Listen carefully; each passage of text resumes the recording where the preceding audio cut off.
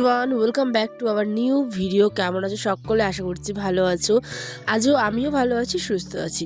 সকালে উঠেই সেহেরি তো ভোরেই খেয়েছি, সকালে আর ঘুম আসে না, তাই দু চোখ খোলা রেখেই সুন্দরভাবে এডিট করে থাম্বনেল রেডি করে ভয়েস ওভার করে সমস্ত কিছু কমপ্লিট করে চলে আসলাম উঠোন বাড়ি ঝাড় দিতে। তারপরে দেখো কিছু কাপড় ছিল, সেগুলোকে দিতে হবে। রোজা হোক কিংবা কোনো পরব কিংবা কোনো অনুষ্ঠান, মেয়েদের এই সাংসারিক কাজগুলো কিন্তু প্রতিদিনই করতে হয়, তাই না? টুকটাক করে। তা আমিও তার ব্যতিক্রম নই। তোমার আমার প্রতিদিনের এই গল্পে কারো কারো হয়তো একটু রকম গল্পটা হতে পারে, কিন্তু বেশিরভাগ মেয়েদের ক্ষেত্রেই কিন্তু এই একই রকম গল্প। আর এই সারাদিনের কাজে কখন যে তোমাদের সাথে একটুখানি কথা বলবো এই নিয়ে মনে মনে ছটফট করি, জানো। তাই তো সুযোগ সময় পেলেই দৌড়ে ফোন নিয়ে তোমাদের সাথে গল্প করতে হাজির হয়ে যায়। চলো, আমার তো বাসন ধোয়া হয়ে গেছে, এবার বাদামগুলো ভিজিয়ে দিই। এই যে ছোলা আয়নার আবার নিয়ে এসেছিলো, প্রায় 1 কেজির মতো হবে, জানো। তো এইখানে দেখো কত বড় কালো একটা পাথর ছিল, ভাগ্যিস চোখে পড়লো, নয়তো কি অবস্থা হতো ভাবো তো। তো এই জন্যই বাদামগুলো সবসময় দেখে ভেজাবে। হ্যাঁ চলো, ভেজানো তো কমপ্লিট, এবার বেডটাকে একটুখানি গুছিয়ে নিই। ছোট হোক কিংবা বড়, ঘর তো ঘরই হয়, তাই না? তাই সেটাকে পরিষ্কার পরিচ্ছন্ন রাখাটা আমাদেরই কর্তব্য। তো চলো, এরমভাবেই আমিও কিন্তু গুছিয়ে রাখি আমার প্রিয় ঘরটাকে। এবার এখানে একটা ফুলদানি ছিল, এই ফ্লাওয়ারটা আমার মা আমাকে কিনে দিয়েছিল অনেক দিন আগে। এই ধরো যখন লাস্ট গেছিলাম চাচলে তখন। তো খুব সুন্দর একটা সানফ্লাওয়ার। তো এটাকেও একটুখানি পরিষ্কার করলাম, কারণ আমাদের যেহেতু ঘরে মানে অনেক রকমের ধুলোবালি থাকেই, তো ফুলটা না নষ্ট হয়ে যাচ্ছিলো। তো ভালো করে ওটাকেও একটুখানি পরিষ্কার করে এই তো ঘর ঝাড়ঝাঁটা দিয়ে আমার সকালের কাজ প্রায় কমপ্লিট। আজ করেছি রোজা, জানো তো। তো রোজা করেছি, একদম বুঝতেই পারিনি যে রোজা করেছি। এত পরিমাণে মনটা আমার খুশি ছিল।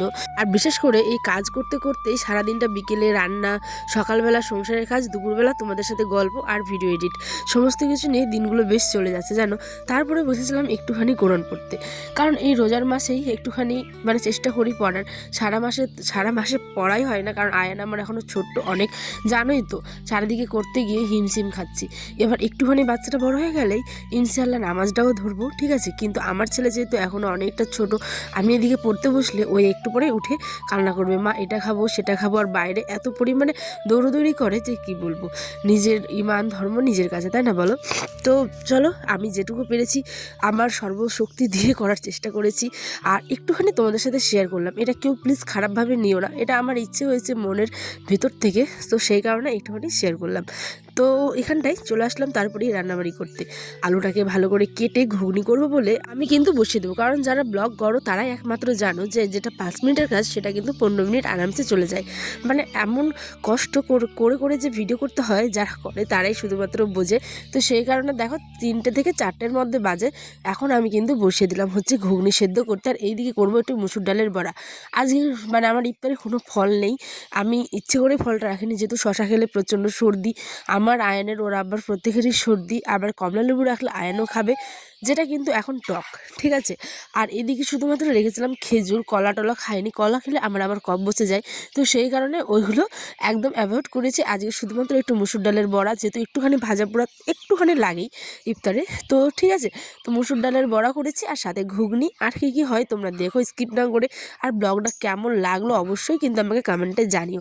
আজও দেখো আমি কিন্তু সেরি খেয়ে এখন ভয়েস দিচ্ছি, এখন বাজে সকাল প্রায় 6টার মতো হবে। আমার আয়ন সোনা ওরা থেকে ঘুমোচ্ছে, আমি এসেছি তোমাদের সাথে গল্প করবো বলে। আজকের ব্লগটাও কিন্তু খুব সুন্দর হবে, যেটা তোমরা আগামী দিন দেখতে পাবে। তো চলো, এখানে মূলো ছিল একটা, দেখলেই বড় মূলো, আলু ভাজা কিন্তু বসিয়ে দিয়েছি হলুদ লবণ দিয়ে। ওই দিকে করলাম ডালের বড়া।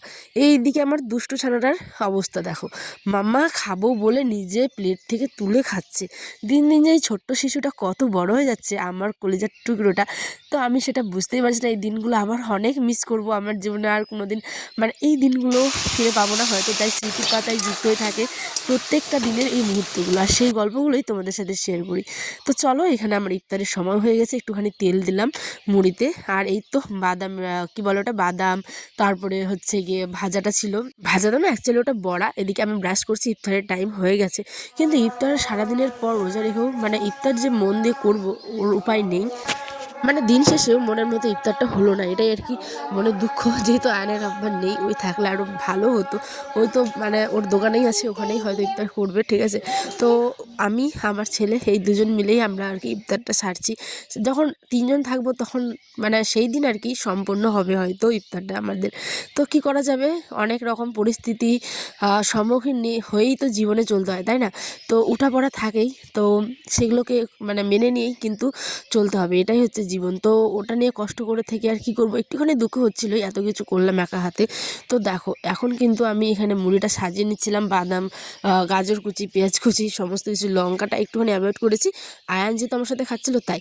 এখানে দেখি ওর আব্বা আবার নিয়ে এসেছিলো সেমাই, তারপরে হচ্ছে ময়দা, আর এদিকে বেসন। আজকে ডিনারে ছিল পাঁপড়, ডিম ভাজা, আর হচ্ছে মূলোর ভাজা।